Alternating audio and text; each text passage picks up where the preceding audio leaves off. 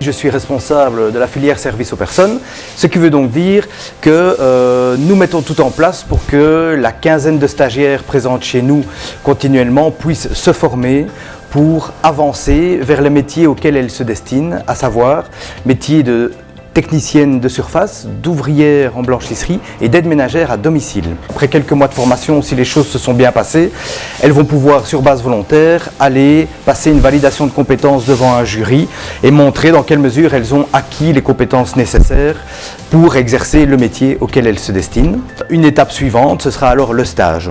Un endroit donc où elles vont se tester dans un cadre réellement professionnel et où elles vont mettre en œuvre tout ce qu'elles ont appris en cours de formation. Un stage qui se termine positivement peut alors donner accès à un emploi, ce qui est évidemment l'objectif final et ultime de toute notre formation. Dans la formation, on apporte quand même le savoir-faire. Elles apprennent la façon de nettoyer, les techniques. Je vois qu'elles évoluent et je vois qu'elles veulent arriver à quelque chose. Nous recevons donc des stagiaires qui viennent tester le métier d'aide ménagère en situation réelle. Donc elles sont encadrées par nos marraines et on essaye de les faire aller avec beaucoup de personnes pour qu'elles aient un échantillon vaste de maisons, de façons de faire, et alors elles viennent aussi également tester la centrale de repassage. Et donc il peut y avoir une possibilité d'embauche suite au stage s'il se déroule très bien et si nous avons effectivement de la place pour ces demoiselles. Mais nous en avons déjà engagé quelques-unes et donc ça se passe très bien. Donc voilà, on est très contents de notre collaboration. C'est toujours plus plaisant parce que au moins on voit durant le stage la motivation, ce qu'elles mettent en place pour arriver à avoir un emploi. Dans cette filière, on apprend aux stagiaires les métiers d'assistant maternel, accueillant extrascolaire, animateur, animatrice de centre de vacances et assistant en crèche. Alors il y a deux côtés qui sont très importants, qui est le côté pratique, donc ils vont pouvoir vivre réellement en situation professionnelle ces métiers-là.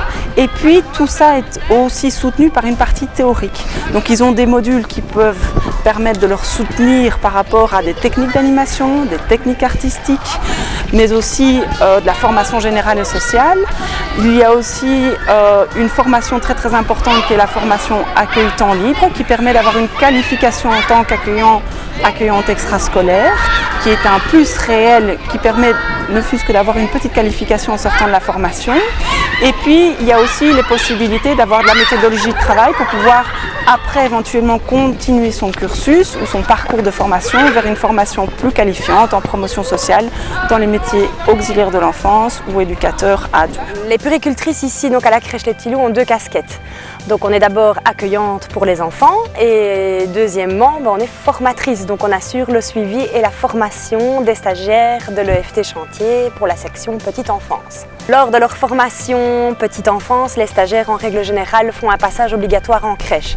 Alors soit ce sera à leur demande et suite à une évaluation positive évidemment des formateurs Petite Enfance, ou alors c'est une formation, un stage obligatoire à raison de 8 jours et donc c'est un stage de découverte et d'observation active.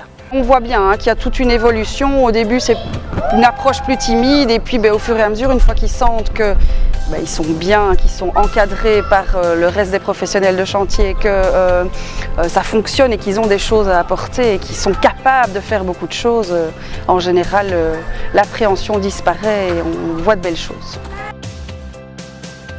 En fait, le but de cette épicerie, c'est de pouvoir donner à des gens qui ont des petits soucis financiers la possibilité de pouvoir acheter des marchandises de soins, beauté, de la nourriture à des prix tout à fait démocratiques et moins chers qu'au magasin.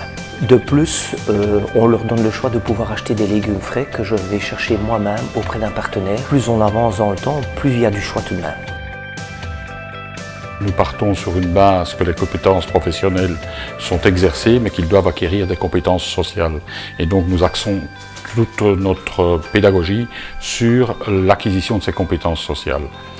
Pour ce qui est des compétences professionnelles, le partenariat que nous proposons à nos clients consiste à pouvoir mettre à leur disposition des chantiers sur lesquels ils vont pouvoir, en compagnie de leurs formateurs, donc tester leurs compétences, les mettre en œuvre et le cas échéant se tromper. Donc le client est averti que les erreurs, il risque d'y en avoir mais le client ne paiera pas le deuxième matériau mis en œuvre pour la réparation.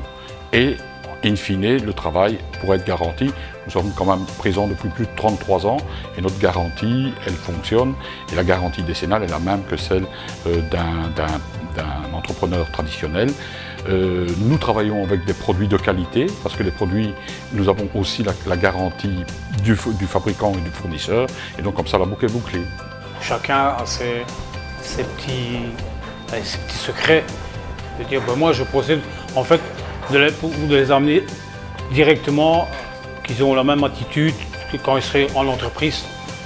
Il doit une ponctualité assidue. Et puis ça vient un petit peu à la fois, prendre des initiatives, ce chantier, ne pas toujours attendre qu'on leur dise. Ça c'est les amener au social.